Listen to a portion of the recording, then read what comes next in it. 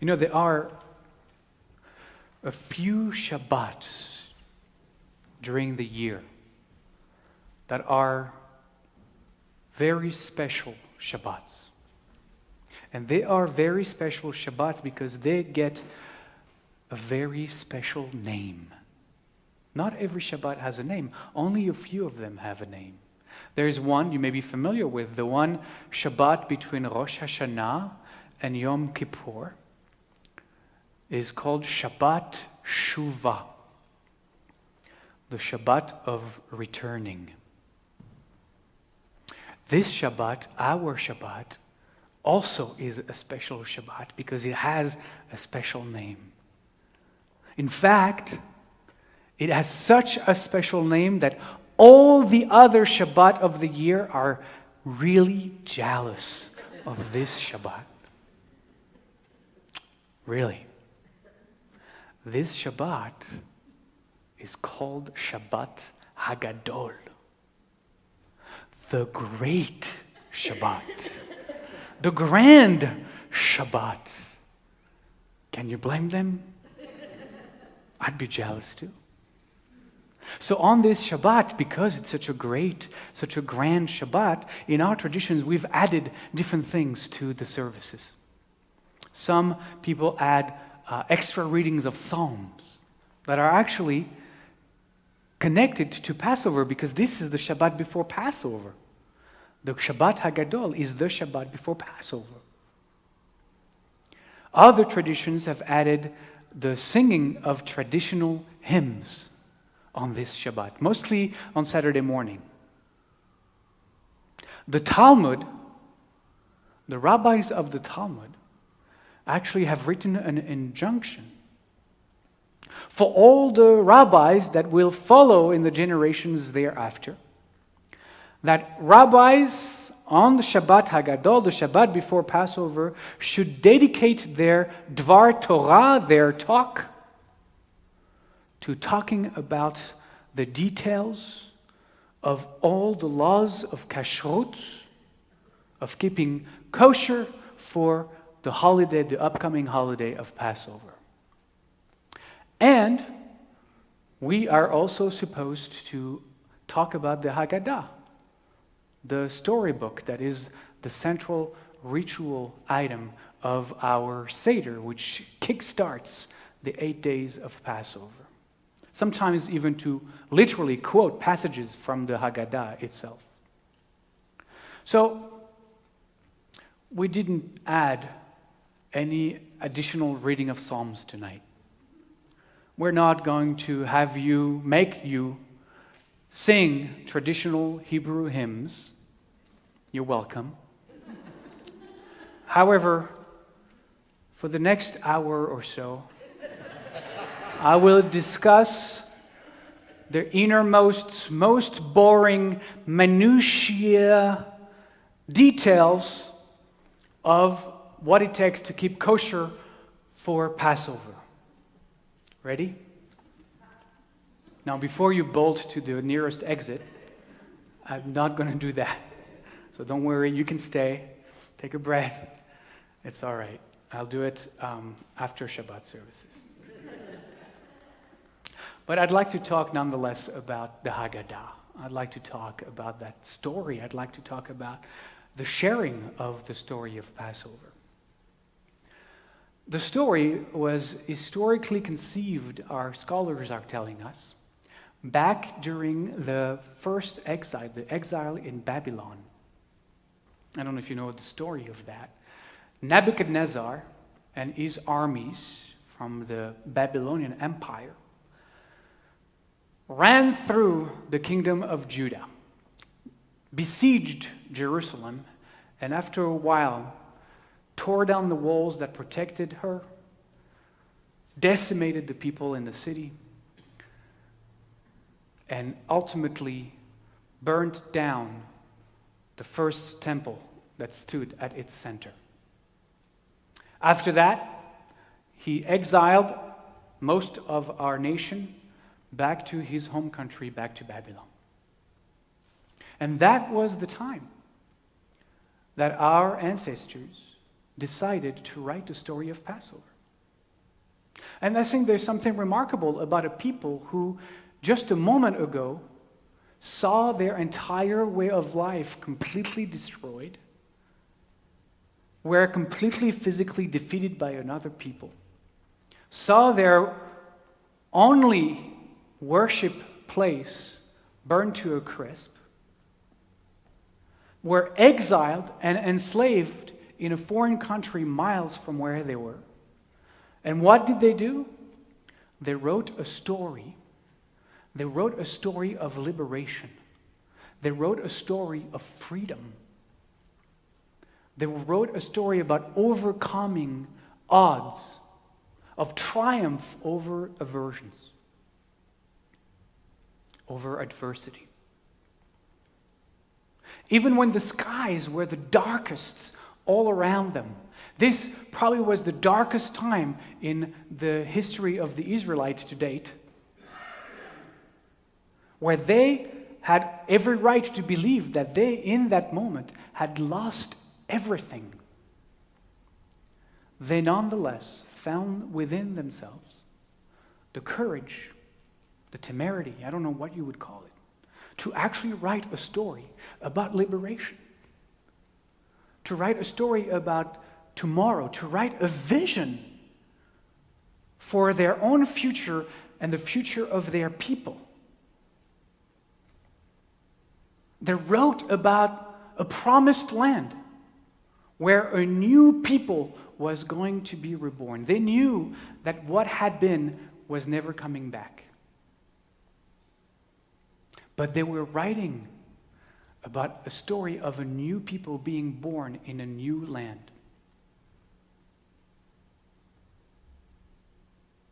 They could have very well be dwelling on the story they were living, a story of mourning, a story of disaster, a story of loss. Or they could have just let go of it all and embraced the story, the myth of their captors, and let themselves simply merge into the story and the myth of the Babylonian people, yet another conquered nation that would have disappeared in the meandering river of history, just like so many others have. But they didn't. They wrote about tomorrow, and they wrote about a vision, and that vision sustained them. That vision was a creative vision that allowed them to survive exile and rebuild eventually. But in writing that story, they actually wrote a meta story. You know, one of those stories that is actually about the human condition. A story that is so universal that 2,500 years later, 2,600 years later, we open the Haggadah and we look and we recognize ourselves in that story. It is a story for our day. In fact, it is more than ever a story for our day.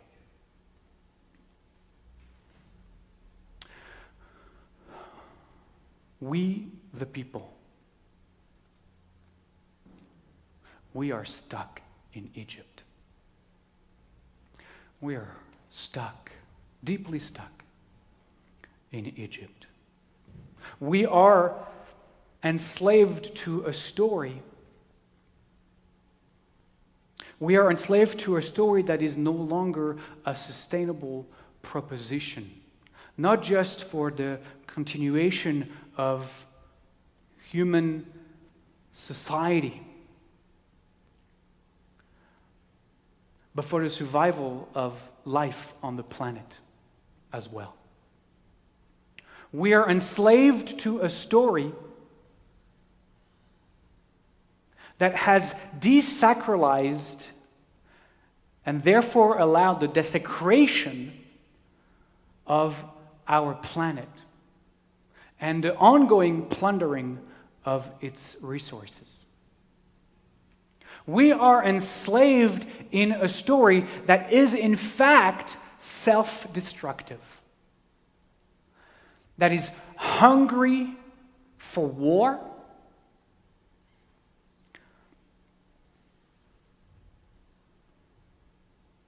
And that is devastating to humanity as a whole. The story, ultimately, is a story of fear.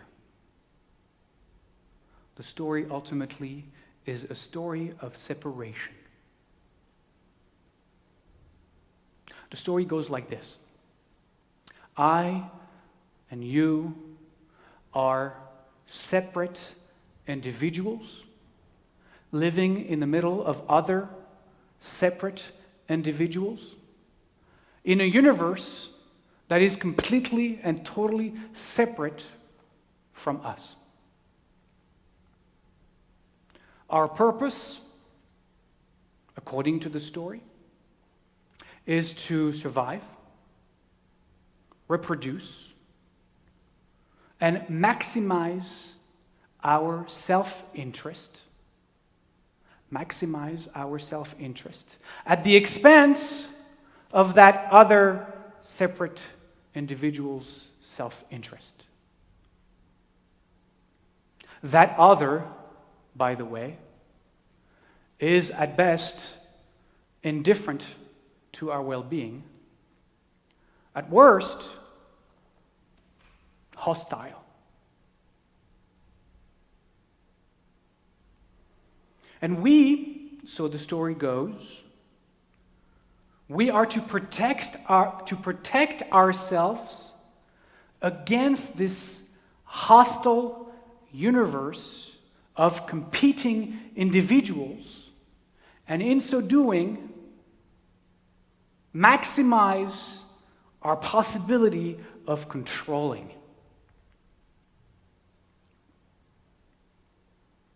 In order to do that, we pursue money, status, fame, and power in order to reach our goal. And the other part of the story is that we, however individual, separate beings we are also the apex of creation. Because we have those amazing brains that allow us to do anything we put our minds to do. And therefore, we have the God-given right to subdue nature and to plunder its resources to serve us. You familiar with that story? Am I making it up? You know I'm not making it up. This is our story. This is our story. This is the story that we have been fed since we were born. This is the story that was told over and over and over again for all the years that we went through this system called education. This is the story that continues to be taught in the alleys of education. This is the story that continues to be inserted in our brains every time we turn on our television, read the newspaper, and all the other kind of medias that we swallow whole. This is the story that is being told in our places of work, and yes, in overwhelmingly most of our places of worship. And because we have this story, well, we have the society that we have. It's because we have this story that we have the leadership that we have. It's because we have this story that we have the nation that we have. It is because we have this story that we have the world that we have today.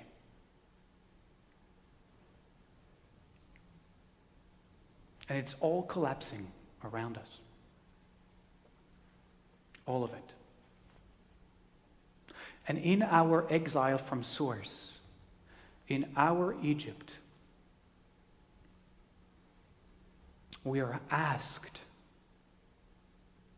to write a new Haggadah. This world demands that we write a new Haggadah. A Haggadah that will speak of liberation and freedom from this enslaving story that we are enslaved to, that we have bought into, that we keep buying into every day. And it's not the tweaking of the current story that we need. Because the tweaking of the current story, will only give us more of those isms that we've tried before. And more isms are not going to help us, because they haven't helped us. So let's not replace this ism with another ism. No isms will do. We can't go back. The temple has been destroyed. It's over. The land is mined. We can't go back. We need to create a vision for tomorrow that will be a transformation of what it means to be alive as a human.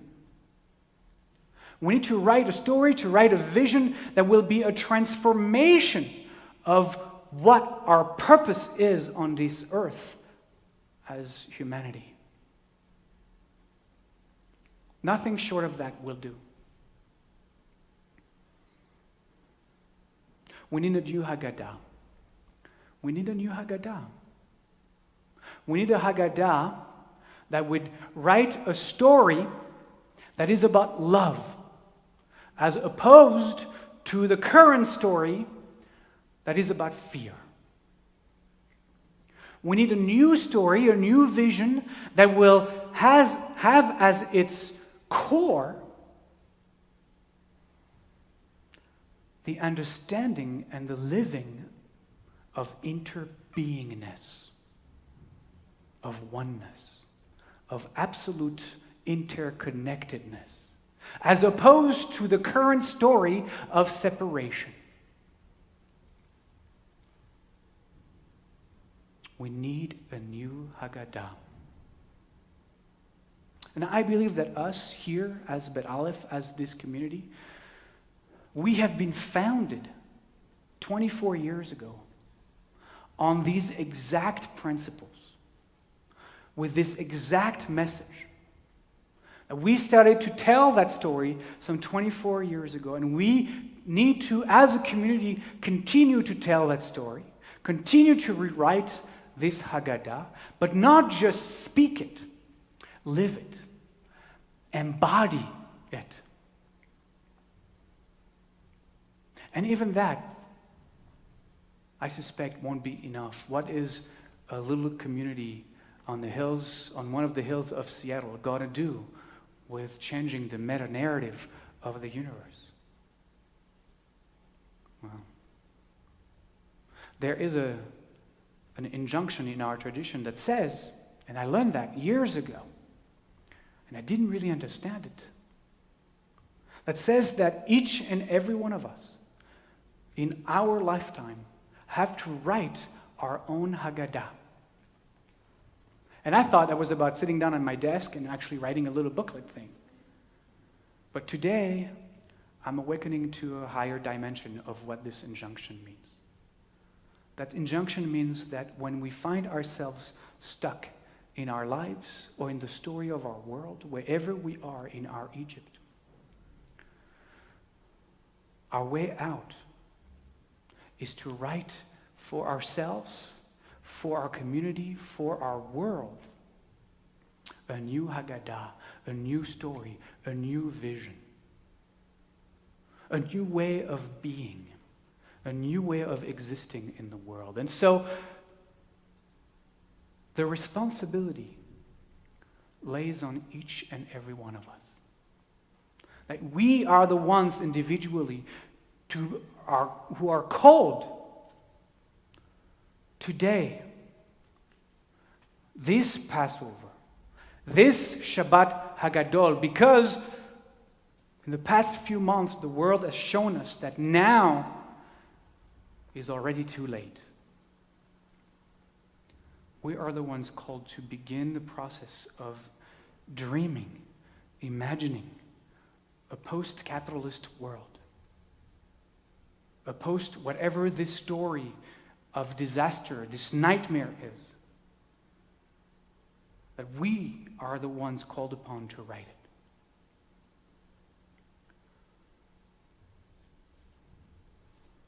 So when you open the Haggadah Monday night, when you come to Bet Alef's Community Seder on Tuesday night, and we'll go through the story, transpose that story, because this is our story, to what it is that we need to do now to dream up, not a better tomorrow, a transformed tomorrow.